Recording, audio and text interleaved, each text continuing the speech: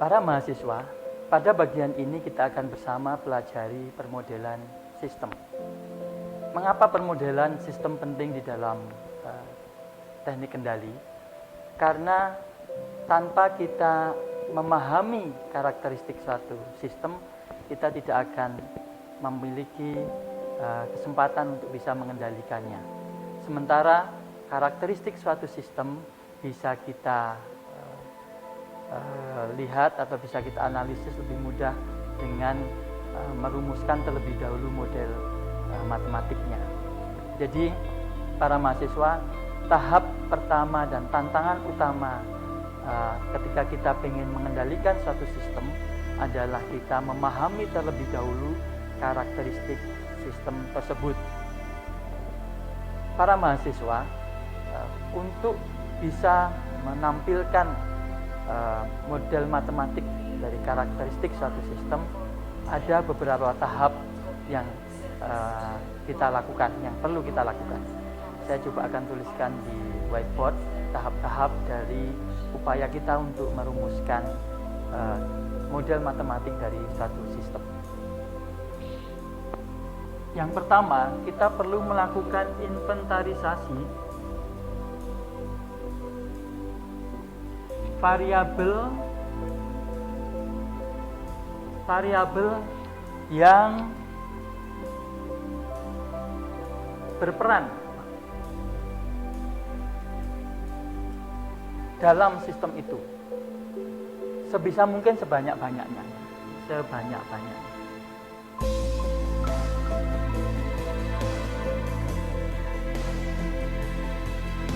Jadi ketika kita diminta untuk mengendalikan sebuah sistem, kita mesti melakukan brainstorming atau mengamati sistem tersebut dan berupaya untuk melihat variabel-variabel apa saja yang berperan di dalam sistem tersebut.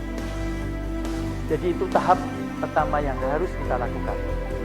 Variabel di alam ini untuk setiap sistem, apapun sistemnya, banyak sekali sebenarnya. Dan bahkan mungkin hampir tidak mungkin kita bisa inventarisasi semuanya. Tetapi paling tidak dengan kita berupaya untuk memunculkan sebanyak-banyaknya variabel yang berperan dalam sistem itu akan sangat membantu kita di dalam tahap selanjutnya dalam perumusan model matematik sebuah sistem. Tahap yang kedua adalah melakukan sortir atau memilih. Pilih di antara variabel-variabel yang sudah kita inventarisasi tersebut, pilih variabel yang dominan. Jadi seperti yang saya sampaikan tadi bahwa sistem, apapun sistemnya, sistem fisik, sistem biologi, sistem ekonomi, sistem politik, selama itu kita bisa melakukan inventarisasi variabel-variabel yang berperan, sebenarnya kita bisa rumuskan model matematiknya. Tetapi sistem di alam itu variabelnya banyak sekali dan hampir tidak mungkin kita bisa merumuskan sebuah model matematik yang melibatkan semua variabel dalam sistem itu. Oleh karena perlu tahap kedua ini, yaitu kita pilih variabel yang hanya variabel-variabel yang signifikan berperan saja yang kita pilih, yang kita sebut sebagai variabel yang dominan. Jadi pilih variabel-variabel yang dominan artinya juga kita abaikan variabel lainnya. Jadi setelah kita inventarisir banyak-banyaknya, kita tetap harus memilih supaya kita tidak kesulitan di dalam merumuskan model matematik dari sebuah sistem. Tahap berikutnya baru kita bisa merumuskan hubungan antar variabel. Jadi sebenarnya model matematik sistem fisik itu adalah hubungan antar variabel yang berperan di dalam sistem itu. Jadi hasil dari perumusan hubungan antar variabel itulah yang kemudian kita sebut sebagai model matematik dari sistem itu. Jadi ini apa ya, tahap-tahap yang sederhana yang bisa kita lakukan ketika kita ingin merumuskan model matematik dari sebuah sistem fisik.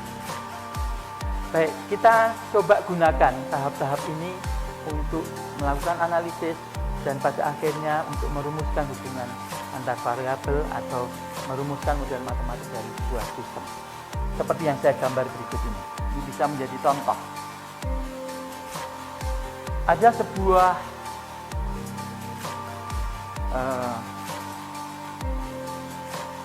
sistem sangat sederhana yang hanya melibatkan pegas dan gaya. Kita diminta untuk merumuskan model matematiknya, maka kita bisa gunakan tahap pertama ini.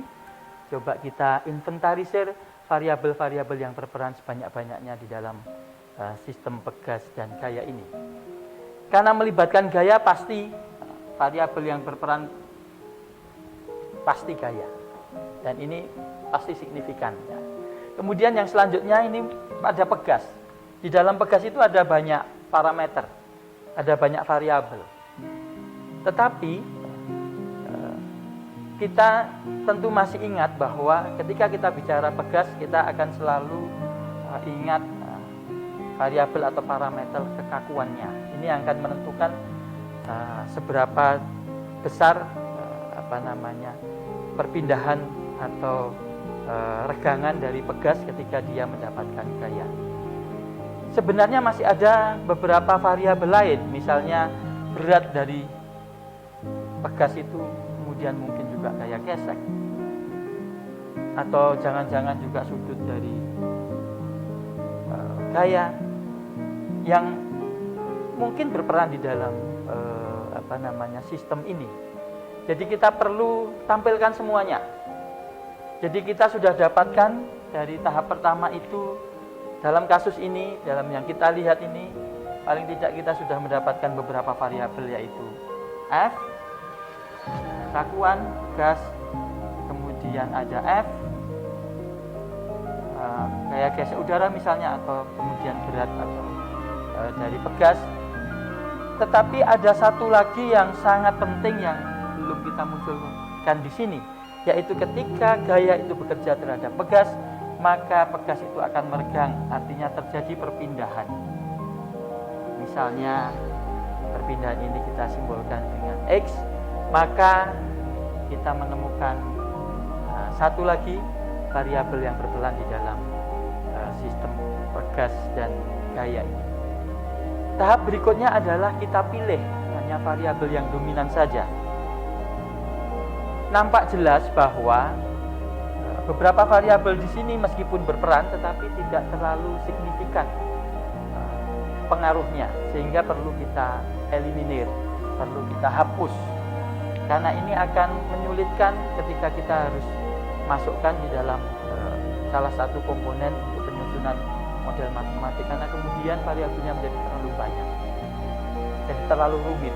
Jadi kita hapus saja variabel-variabel yang tidak terlalu besar perannya. Oh ya, theta ini juga belum, tapi ini juga termasuk yang tidak signifikan. Sehingga kita peroleh 3 variabel yang dominan berperan, F, K, dan X. Jadi tahap 2 sudah kita lampaui dengan baik. Kemudian kita lanjutkan ke tahap 3, yaitu merumuskan hubungan antar variabel yang dominan pada sistem ini. Nah, untuk bisa merumuskan hubungan antar variabel, kita perlu mengingat kembali kaidah-kaidah, hukum-hukum, rumus-rumus yang sudah kita pelajari di dalam hal ini khususnya mekanika.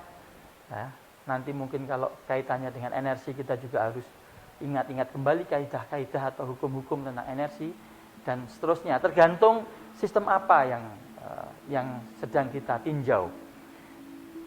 Di dalam hukum mekanika kita masih ingat bahwa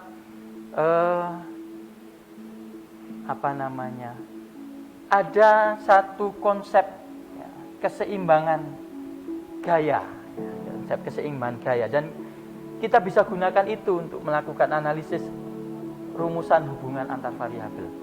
Coba kita tinjau di titik ini, saya tarik ke bawah, misalnya ini titiknya titik O, ini saya gambar lagi titik O di sini, maka kita melihat bahwa gaya yang bekerja terhadap sistem pegas dan massa ini, yang pertama yang jelas adalah gaya ke arah, kalau sumbunya ke sana itu X ya, ini sumbunya X ke atas Y, sementara kita tidak tinjau arah sumbu Y, kita hanya bekerja di sumbu X, dan ketika ke arah kanan itu kita anggap positif dan ke arah kiri kita anggap negatif, maka kita juga melihat bahwa ada satu gaya lagi yang bekerja yang berlawanan terhadap gaya yang F positif ini.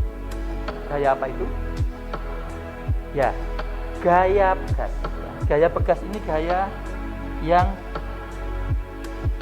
berlawanan. Mengapa berlawanan? Karena ketika Anda atau ketika kita menarik pegas, maka kita akan merasa ada yang menahannya.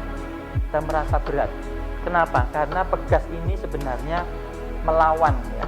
Pegas ini melawan dengan memberikan gaya yang berlawanan dengan arah tarikan kita. Jadi di sini bekerja gaya pegas Fp. Inilah dua gaya yang berperan di dalam sistem pegas dan massa. Oleh karenanya kita kemudian bisa menggunakan atau menyusun rumusan keseimbangan gayanya sebagai berikut. Ketika kita tinjau gaya arah X di titik O, sigmanya, jumlahan gayanya atau resultante gayanya ini mesti sama dengan 0. Oleh karenanya kita bisa masukkan ke sini, ke arah kanan X itu ada plus F, kemudian ke arah kiri ada minus Fp, ini sama dengan 0, sehingga F akan sama dengan Fp. Dan kita sudah pahami bersama bahwa gaya pegas itu nilainya sangat ditentukan oleh kekakuannya dan perpindahannya, sehingga kita bisa tuliskan F sama dengan K kali X. Para mahasiswa, inilah model matematik yang kita temukan untuk sistem sederhana yang kita gambarkan di papan ini. Jadi 3 tahap dari perumusan model matematik ini sudah kita jalani, dan kita sudah menemukan model matematik dari sistem gaya pegas ini. Saya kira kita akan coba lanjutkan dengan melihat beberapa sistem fisik yang lain, kemudian kita rumuskan model matematiknya, maka nanti kita akan menemukan sesuatu yang sangat menarik berkaitan dengan model matematik dari sistem fisik yang lainnya itu.